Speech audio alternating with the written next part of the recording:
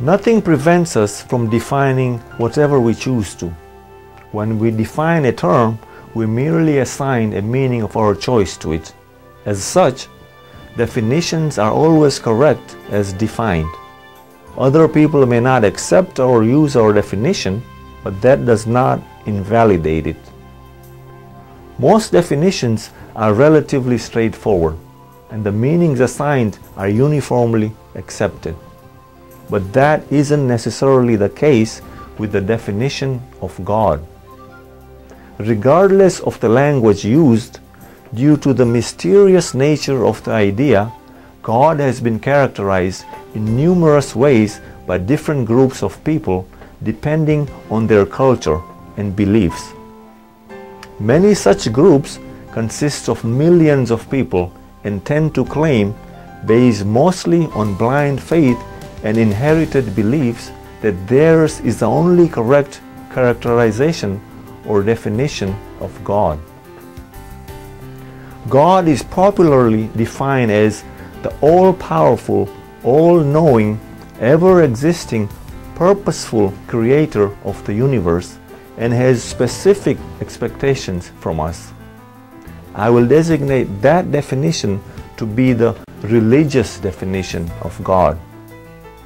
I prefer the objective definition of God, which simply states that He is something that is beyond what we can comprehend by our five-sense-bound brain.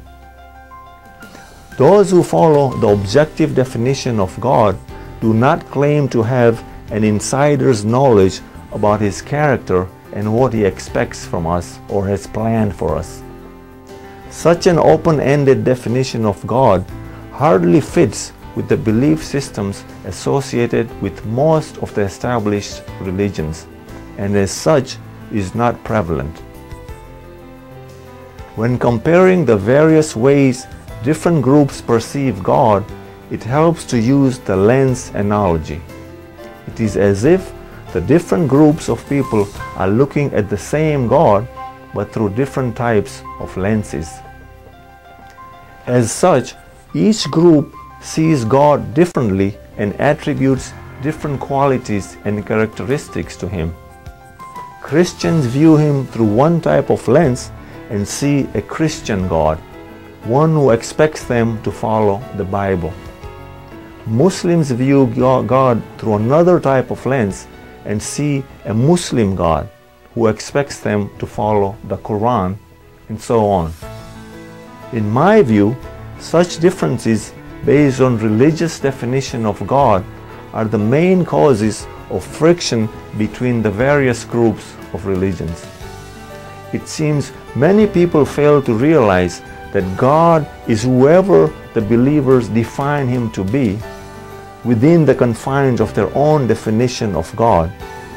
All believers are right, regardless of the type of lens through which they are viewing God. Note that those who adopt the objective definition of God are not necessarily atheists or agnostics, although they too do not claim to have an insider's knowledge about God's nature and expectations. The differences are subtle. While atheists look through their lens and see no God, and agnostics look through theirs and are unsure if they see any God, the objective God subscribers view Him through yet another kind of a lens and see something, but don't know exactly what it is.